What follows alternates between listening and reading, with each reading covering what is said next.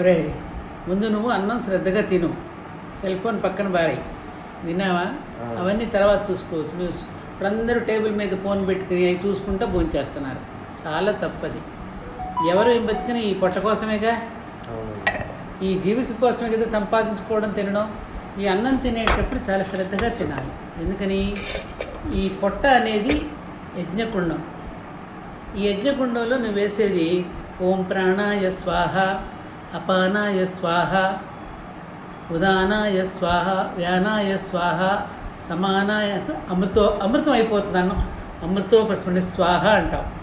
నువ్వు తిన్న ఆహారం అమృతం కావాలి అంటే ఇక ఏ రకమైనటువంటి ఆలోచనలు కానీ దేని మీద దృష్టి లేకుండా ఈ ఆహారం మీద శ్రద్ధ పెట్టి ఈ హవిర్భాగాలు లోపల వేస్తే, హవిస్సును వేస్తే, ఈ హవిర్భాగాలను పంచుకోవడానికి ఈ దేవతల్లాంటి చెవులు, కళ్ళు, ముక్కు, భుజాలు, నోరు, బ్రెయిను ఇవన్నీ కూడా రెడీగా ఉంటాయి అందుకోవడానికి.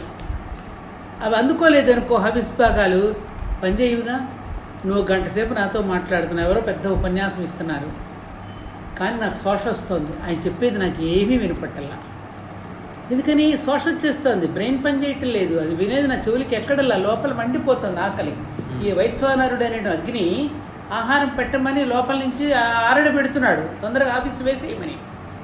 అందుకోవడానికి సిద్ధంగా ఉంటారు. ఎప్పుడైతే నువ్వు ఆహారాన్ని పొట్టలో వేసుకున్నాక 10 నిమిషాలు అమ్మయ్య ఇప్పుడు చెప్పండి వింటాను, ఇందాక శ్వాస వచ్చేసిందండి, మీరు ఏం చెప్పినా బురకెక్కలేదండి అంటాం. కారణం ఏమిటి?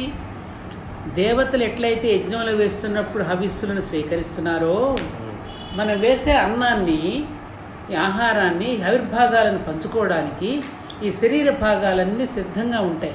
శరీర భాగాలు కూడా దేవతలు లాంటివిగా ఒక్కొక్కరు ఒక్కొక్క బాధ్యతను తీసుకున్నారుగా. కన్ను లేకపోతే చూడగలవా, చెవులు లేకపోతే వినగలవా, ముక్కు లేకపోతే వాసన చూడగలవా, మెదడు లేకపోతే ఆలోచించగలవా, చేతులు లేకపోతే పని చేయగలవా, కాళ్ళు లేకపోతే నడవగలవా? ఒక్కొక్కడు ఒక్కొక్క పోర్ట్ఫోలియోతో పనిచేస్తున్నాడుగా, ఒక్కొక్క దాని మీద అధికారం తీసుకుని. దేవతలేగా మీరు వీళ్ళంతా. కాబట్టి నువ్వు దేవతలకు ఆహారం పెడుతున్నావు, ఆత్మారాముడికి నైవేద్యం పెడుతున్నావు లోపలికి.